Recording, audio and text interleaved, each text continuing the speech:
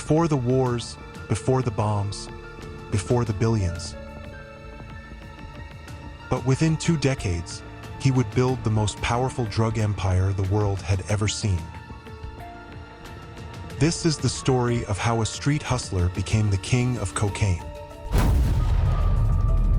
Fugitive cocaine lord Pablo Escobar. Escobar, a ruthless killer. A bloodthirsty gangster. One of the world's most hunted men. Killing 19 and injuring nearly 200. Scouring the countryside for Colombia's most wanted man. So far, Pablo Escobar has outfoxed them.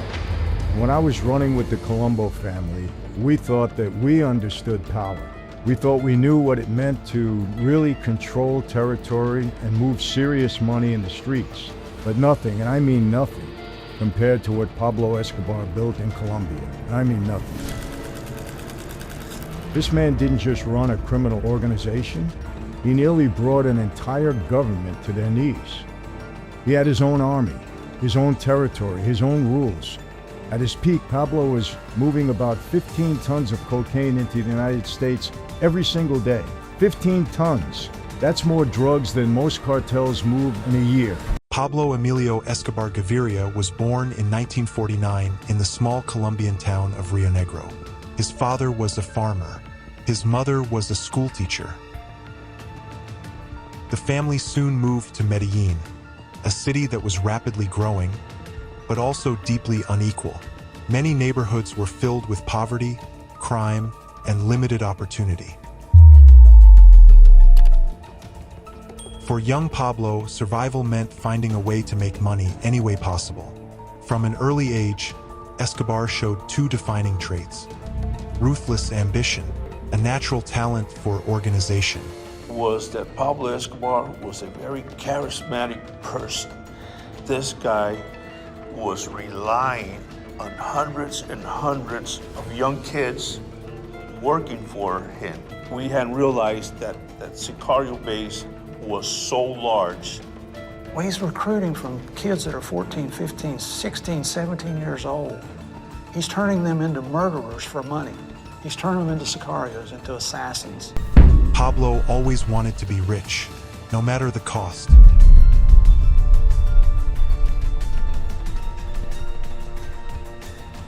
Pablo Escobar had a brilliant recruiting system because he offered not just the chance to be somebody, to have power, to have a gun.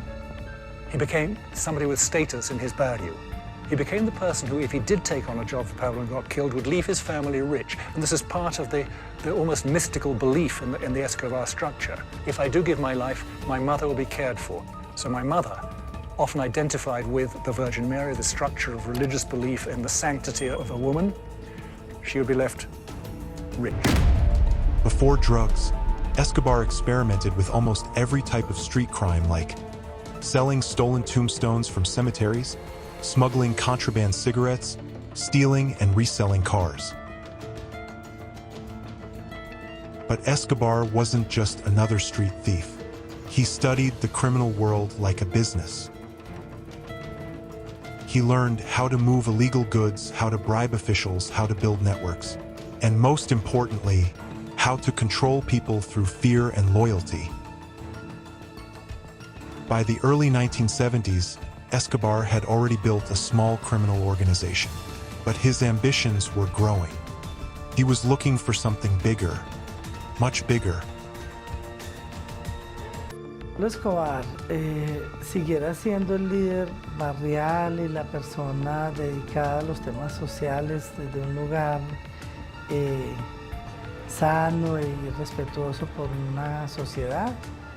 Sí, yo conocí a Pablo Escobar, un ser humano maravilloso, muy amoroso. Pero si me tengo que volver a casar con el hombre que terminó siendo, no me casaría. In the mid-1970s, a new product began spreading through the United States.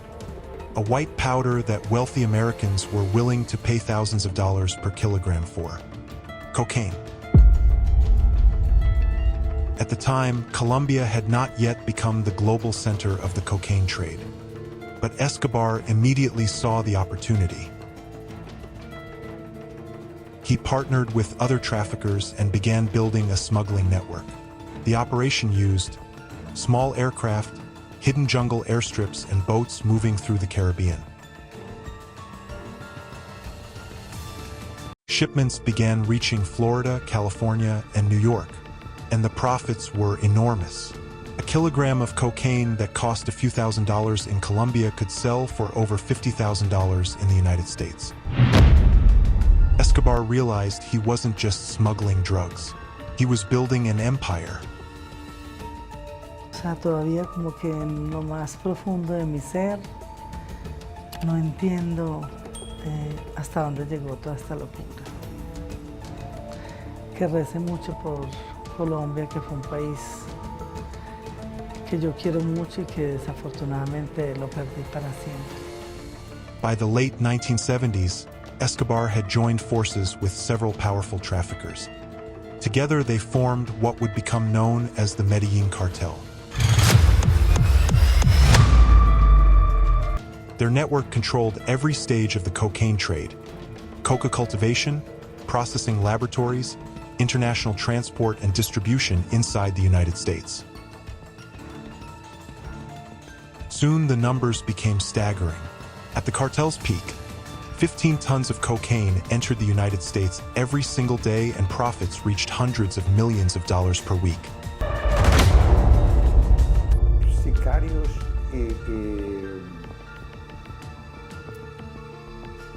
particularly in Medellin became Pablo's army. I mean, it's like the guy that tried to kill him. He had killed 24 people already. He was, at that time, Pablo's chief sicario, or chief of sicarios, or killers. Escobar's fortune exploded. At one point, he was earning so much cash that millions of dollars were lost each year just from rats eating stored banknotes. By the early 1980s, Pablo Escobar was becoming one of the richest criminals in human history. And he's bragging that he wants to reach number 24 really soon. So there was like an era where Pablo really poisoned the entire narco business because of these killings, and he began to kill. Escobar didn't just build a drug empire, he built a system of control.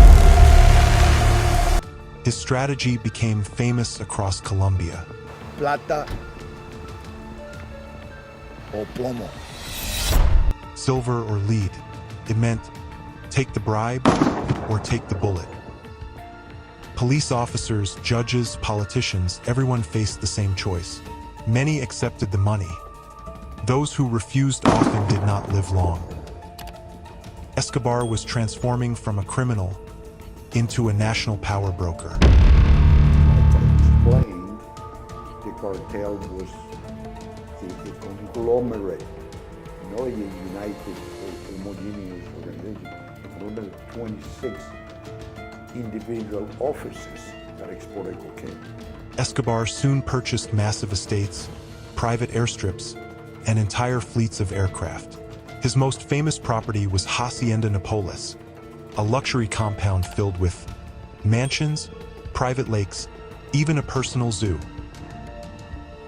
To the poor neighborhoods of Medellin, he was sometimes seen as a Robin Hood figure, building houses and football fields. But behind the generosity was a darker truth. Yo bajé por ahí 10 años. ¿Y cómo lo podría describir a Pablo Escobar? Hombre, como un mecenas, como un filántropo. Lo que le decía yo a usted, un Robin Hood moderno. Que hombre está para el pueblo. Escobar was no longer just a smuggler. He was now the most powerful drug trafficker in the world, and his ambitions were growing.